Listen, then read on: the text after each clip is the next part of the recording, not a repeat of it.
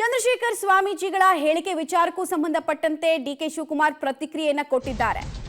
ಯಾವ ಸ್ವಾಮೀಜಿಗಳು ಕೂಡ ಮಾತಾಡಿಲ್ಲ, ಎಲ್ಲರಿಗೂ ಕೂಡ ಕೈ ಮುಗಿತೀನಿ, ನಮ್ಮ ರಾಜಕಾರಣದ ಸುದ್ದಿಗೆ ನೀವು ಬರಬೇಡಿ.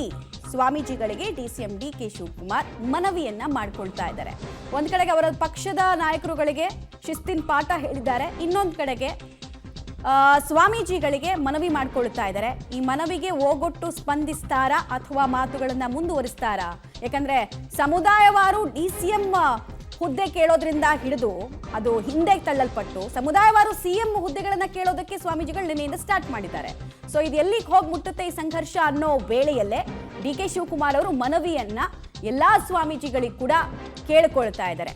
ಎಲ್ರಿಗೆ ಕೈ ಮುಗಿದು ಕೇಳ್ಕೊಳ್ತೀನಿ ಅಂತ ಹೇಳ್ತಾ ಇದ್ದಾರೆ. ನೋಡ್ರಿ, ಒಂದು ಹೇಳ್ತೀನಿ ಕೇಳಿ, ಯಾವ DCM ಚರ್ಚೆನೂ ಇಲ್ಲ, ಯಾವ ಚೀಫ್ ಮಿನಿಸ್ಟರ್ ಪ್ರಶ್ನೆ ಇಲ್ಲ. ಸ್ವಾಮಿಗಳು ಅಭಿಮಾನದ ಮೇಲೆ ನನ್ನ ಬಗ್ಗೆ ಮಾತಾಡಿರ್ಬೋದು ಅಷ್ಟೇ. ದಯವಿಟ್ಟು ನಾನು ರಿಕ್ವೆಸ್ಟ್ ಮಾಡ್ತೀನಿ, ಯಾರ ರೆಕಮೆಂಡೇಷನ್ನು ನನಗೆ ಅವಶ್ಯಕತೆ ಇಲ್ಲ. ನಾವು ಮಾಡಿರೋ ಕೆಲಸಕ್ಕೆ ನಮ್ಮ ಪಾರ್ಟಿ ಹೈಕಮಾಂಡು ತೀರ್ಮಾನ ಮಾಡ್ತದೆ. ನಾನು ಖರ್ಗೆ ಸಾಹೇಬರು, ಚೀಫ್ ಮಿನಿಸ್ಟ್ರು ಸಿದ್ದರಾಮಯ್ಯ ಸಾಹೇಬರು, ನಾನು ಎಲ್ಲ ಕೂತ್ಕೊಂಡು ನಾವೇನೋ ನಮ್ಮದೇನೋ ನಾವು ಪಕ್ಷದ ಹಿತದೃಷ್ಟಿಯಿಂದ ನಾವು ಯಾವ ರೀತಿ ಕೆಲಸ ಮಾಡಬೇಕು ಅಂತ ಒಂದು ತೀರ್ಮಾನಕ್ಕೆ ಬಂದಿದ್ದೇವೆ ಹೈಕಮಾಂಡಲ್ಲಿ. ಸೊ ಯಾರು ಯಾವ MLAನೂ ಮಾತಾಡೋದು ಅವಶ್ಯಕತೆ ಇಲ್ಲ, ಯಾವ ಮಂತ್ರಿನೂ ಮಾಡೋದು ಅವಶ್ಯಕತೆ, ಯಾವ ಸ್ವಾಮಿಗಳ ಅವಶ್ಯಕತೆ ಇಲ್ಲ. ಅವ್ರ ಆಶೀರ್ವಾದ ಇದ್ದರೆ ದಯವಿಟ್ಟು ಒಳಗಡೆಯಿಂದನೇ ಅವ್ರು ಅರಸಲಿ ಸಾಕು. ನಮ್ಗೆ ಅಷ್ಟು ಬಿಟ್ಟರೆ ದಯವಿಟ್ಟು ಇಲ್ಲಿಗೆ ಮುಗಿಬೇಕು. ಡೀಟೇಲ್ಸ್ ಕೊಡ್ತಾರೆ ಸುಕೇಶ್. ಸಮುದಾಯವಾರು ಸ್ವಾಮೀಜಿಗಳು ಮಾತಾಡೋದಕ್ಕೆ ಸ್ಟಾರ್ಟ್ ಮಾಡಿದಾಗ್ಲಿಂದ this is going nowhere ಅನ್ನೋದನ್ನ ಚೆನ್ನಾಗಿ ಅರ್ಥ ಮಾಡ್ಕೊಂಡು ಈ ಮನವಿಯನ್ನ ಮಾಡ್ಕೊಳ್ತಾ ಇದ್ದಾರೆ ಡಿಸಿಎಂ ಡಿಕೆ ಶಿವಕುಮಾರ್.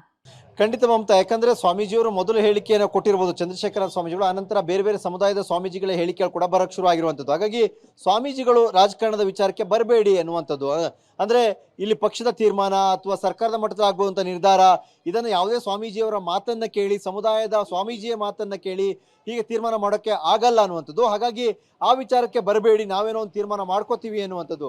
ಅಂದ್ರೆ ಸಮುದಾಯವಾರು ಬೇರೆ ಬೇರೆ ಅಭಿಪ್ರಾಯಗಳು ವ್ಯಕ್ತ ಆಗುವಂಥದ್ದು, ಪರವಿರುದ್ಧವಾದ ಚರ್ಚೆ ಆಗುವಂಥದ್ದು, ಪರವಿರುದ್ಧ ಹೇಳಿಕೆಗಳನ್ನು ಸ್ವಾಮೀಜಿಗಳು ಕೊಡುವಂಥದ್ದು, ಇದು ಪಕ್ಷಕ್ಕೆ ಮತ್ತು ಸರ್ಕಾರಕ್ಕೆ ಬೇರೆ ಬೇರೆ ರೀತಿಯಲ್ಲಿ ಡ್ಯಾಮೇಜ್ ಆಗುತ್ತೆ ಅನ್ನುವಂಥ ಕಾರಣಕ್ಕೆ ಬಹುತೇಕ ಡ್ಯಾಮೇಜ್ ಕಂಟ್ರೋಲ್ಗೆ DCM ಡಿಕೆ ಶಿವಕುಮಾರ್ ಮುಂದಾದಂತೆ ಕಾಣಿಸ್ತಾ ಇದೆ ಮಮತಾ.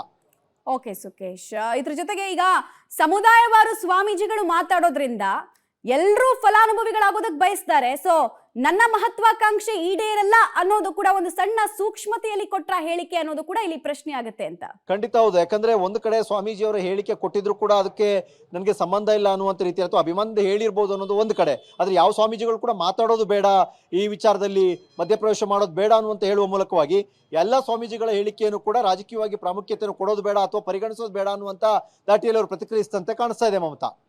ರೈಟ್, ಧನ್ಯವಾದ ಸುಕೇಶ್ ತಮ್ಮೆಲ್ಲ ಮಾಹಿತಿಗಾಗಿ. ಒಟ್ಟಿನಲ್ಲಿ ಸಮುದಾಯವಾರು ಸ್ವಾಮೀಜಿಗಳು ಮಾತಾಡೋದ್ರಿಂದ ಮಹತ್ವಾಕಾಂಕ್ಷೆ ಯಾರದ್ದೂ ಈಡೇರಲ್ಲ, ಫಲಾನುಭವಿ ನಾವಂತೂ ಆಗಕ್ಕಾಗಲ್ಲ ಅನ್ನೋ ಸಣ್ಣ ಸೂಕ್ಷ್ಮತೆ DCM ಡಿಕೆ ಶಿವಕುಮಾರ್ ಅವರ ಮನವಿಯಲ್ಲಿ ಕಾಣಿಸ್ತಾ ಇರೋದು ಸ್ಪಷ್ಟವಾಗ್ತಾ ಇದೆ. ಹಾಗೆ ಎಲ್ಲರೂ ಮಾತಾಡೋದಕ್ಕೆ ಶುರು ಮಾಡಿದ್ರೆ ಯಾರಿಗೂ ಕೂಡ ಅಂದ್ಕೊಂಡಿದ್ದನ್ನು ರೀಚ್ ಆಗಕ್ಕಾಗಲ್ಲ ಅನ್ನೋದು ಕೂಡ ಕಾಣಿಸ್ತಾ ಇದೆ. ನನಗೆ ಈ CM ವಿಚಾರ ಪಬ್ಲಿಕ್ಕಲ್ಲಿ, ಮಾಧ್ಯಮದಲ್ಲಿ ಡೆಪ್ಟಿ CM ವಿಚಾರ ಯಾವ ಮಂತ್ರಿ ಆಗಲಿ ಮಾಡೋಂಥ ಅವಶ್ಯಕತೆ ಇನ್ನು ನಾನು ಹೇಳ್ತೀರಲ್ಲ, AICC ಅವರಲ್ಲಿ ನಾನಾಗಲಿ ವಿಧಿ ಇಲ್ಲದೆ ನೋಟಿಸ್ ಕೊಡಬೇಕಾದಂಥ ಅನಿವಾರ್ಯತೆ ಯಾರು ನಮ್ಮ ಶಾಸಕರಾಗಲಿ ಯಾರೇ ಆಗಲಿ ಪ್ರಸ್ತಾವನೆ ಮಾಡಿದ್ರೆ ನಮ್ಮ ಪಾರ್ಟಿಯವರು, ನಾನು ವಿಧಿ ಇಲ್ಲದೆ ನಾನು ಶಿಸ್ತಿನ ಕ್ರಮವನ್ನು ಕೈಗೊಳ್ಳಬೇಕಾಗ್ತದೆ. ಪಾರ್ಟಿಗೆ ಶಿಸ್ತು ಇಂಪಾರ್ಟೆಂಟ್. ಶಿಸ್ತಿಲ್ಲ ಅಂದರೆ ಯಾರೂ ಇಲ್ಲ. ಪಕ್ಷ ತರಬೇಕಾದ್ರೆ ಎಷ್ಟು ಶ್ರಮ ಪಟ್ಟಿದ್ದೀವಿ, ಏನು ಮಾಡಿದ್ದೀವಿ ಅಂತ ನಮ್ಗೆ ಗೊತ್ತಿದೆ. ಇವತ್ತು ಇವ್ರು ಯಾರು ಏನು ಮಾತಾಡೋಂಥ ಅವಶ್ಯಕತೆ ಇಲ್ಲ. ಮುಖ್ಯಮಂತ್ರಿಗಳು ಮತ್ತೆ ಗೃಹ ಸಚಿವರು ನಿನ್ನೆ ದೆಹಲಿಯಲ್ಲಿ ಮಾಧ್ಯಮ ಪ್ರತಿಕ್ರಿಯೆ ಕೊಟ್ಟ ನಂತರ ಲಿಫ್ಟ್ ಅಲ್ಲಿ ಮಾತನಾಡುವಂಥದ್ದು ರೆಕಾರ್ಡ್ ಆಗಿದೆ ಸರ್. ಇದು ಹೇಳಿಕೊಟ್ಟು ಹೇಳಿಸಿದ್ದಾರೆ. ನನಗೆ ಗೊತ್ತಿಲ್ಲ ಯಾರು ನಮ್ಗೆ ಯಾವ ಸಂದರ್ಭ ಹೇಳ್ಕೊಟ್ಟಿದ್ದು ಅಂತಾರೆ ಗೃಹ ಸಚಿವರು ಹೌದು ಅಂತ ತಲೆ ಅಲ್ಲಾಡಿಸ್ತಾರೆ. ನನಗೆ ಗೊತ್ತಿಲ್ಲ ಅದು. I don't know about it. ಉಪಮುಖ್ಯಮಂತ್ರಿಗೂ ಕೂಡ ಯಾರಾದ್ರೂ ಹೇಳ್ಕೊಟ್ಟು ಹೇಳಿಸ್ತಾ ಇದ್ದಾರಾ? ನನಗೇನು ಗೊತ್ತಿಲ್ಲ. ಐ ಆಮ್ ಟೆಲಿಂಗ್ ಯು, ನಾನು ಪಕ್ಷದ ಹಿತದೃಷ್ಟಿಯಿಂದ ಎಲ್ಲರೂ ಕೂಡ ನಾನು ಹೇಳ್ತಾ ಇದ್ದೀನಿ, ನಿಮ್ಮ ಬಾಯಿನ ಬೀಗ ಹಾಕೊಂಡಿದ್ರೆ ಪಕ್ಷಕ್ಕೆ ಒಳ್ಳೇದು ಮಾಡ್ದಂಗೆ ಆಗ್ತದೆ. ನೋಡ್ರಿ, ಒಂದು ಹೇಳ್ತೀನಿ ಕೇಳಿ, ಯಾವ DCM ಚರ್ಚೆನೂ ಇಲ್ಲ, ಯಾವ ಚೀಫ್ ಮಿನಿಸ್ಟರ್ ಪ್ರಶ್ನೆ ಇಲ್ಲ.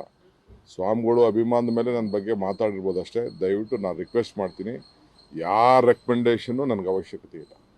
ನಾವು ಮಾಡಿರೋ ಕೆಲಸಕ್ಕೆ ನಮ್ಮ ಪಾರ್ಟಿ ಹೈಕಮಾಂಡು ತೀರ್ಮಾನ ಮಾಡ್ತದೆ.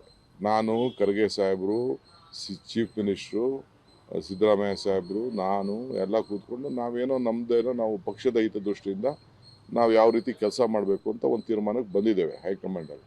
ಸೊ ಯಾರು ಯಾವ ಎಮ್ ಎಲ್ ಎನೂ ಮಾತಾಡೋದು ಅವಶ್ಯಕತೆ ಇಲ್ಲ, ಯಾವ ಮಂತ್ರಿನೂ ಮಾಡೋದು ಅವಶ್ಯಕತೆ, ಯಾವ ಸ್ವಾಮಿಗಳ ಅವಶ್ಯಕತೆ ಇಲ್ಲ. ಅವ್ರ ಆಶೀರ್ವಾದ ಇದ್ದರೆ ದಯವಿಟ್ಟು ಒಳಗಡೆಯಿಂದನೇ ಅವ್ರು ಅರಸಲಿ ಸಾಕು. ನಮ್ಗೆ ಅಷ್ಟು ಬಿಟ್ಟರೆ ದಯವಿಟ್ಟು ಇಲ್ಲಿಗೆ ಮುಗಿಬೇಕು.